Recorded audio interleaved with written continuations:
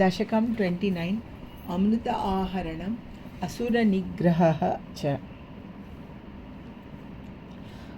उद्गच्छतस्तव करात् अमृतं हरत्सु दैत्येषु तान् अशरणान् अनुनीय देवान् सद्यस्तिरोधदितदेव भवत्प्रभावात् उद्यत्स्वयूथ्यकलहादिति च बभूवुः। श्यामामृचापि वयसापि तदुं तदानीं प्राप्तोऽसि तुङ्गकुचमण्डलभङ्गुरां त्वं पीयूषकुम्भकलहं परिमुच्य सर्वे तृष्णाकुला प्रतिययुस्त्वदुरोजकुम्भे का त्वं मृगाक्षि विभजस्व सुधाम् इमामिति आरूढरागविवशान् अभियाचतो मून् विश्वस्य ते मयि कथं कुलटास्मि दैत्याः इत्यालपन् अपि सुविश्वसितान् अतानीः।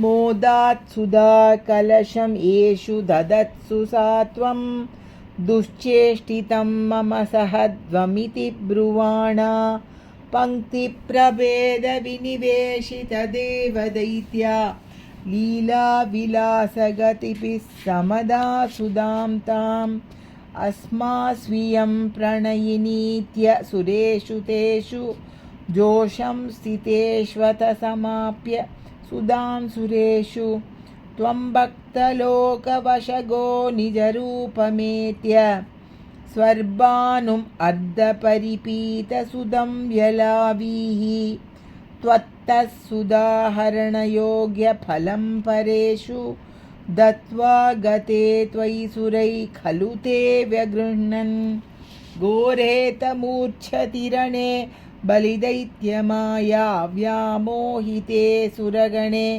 त्वमिहा विरासीः। त्वं कालनेमिम् अथ मालिमुखान् जगन्त शक्रो जघान बलिजम्भवलान् सपाकान् शुष्कार्ध दुष्करवधेन मुचौ चलूने फेनेन नारदगिरा न्यरुणोरणं त्वं योषावपुर्दनुजमोहनमाहितं ते श्रुत्वा विलोकनकुतूहलवान् महेशः भूतैः समं गिरिजया च गतपदं ते स्तुत्वा ब्रवीत् अभिमतं त्वमथोतिरोधाः आरामसीमनि च कन्दुकगातलीला लोलायमान नयनां कमनीं मनोज्ञां त्वामेष वीक्ष्य विगलत् वसनां मनोभू वेगात् अनङ्गरिपुरङ्गसमालिलिङ्ग भूयोऽपि विद्रुतवतीम् उपधाव्य देवो वीर्यप्रमोक्षविकसत् परमार्थबोधः त्वन्मानितस्तव महत्त्वम् उवाच देव्यै तत्तादृशस्त्वम् अववातनिकेतनाथ। श्रीकृष्णशरणं मम गोपिका जीवनस्मरणं गोविन्द गोविन्द।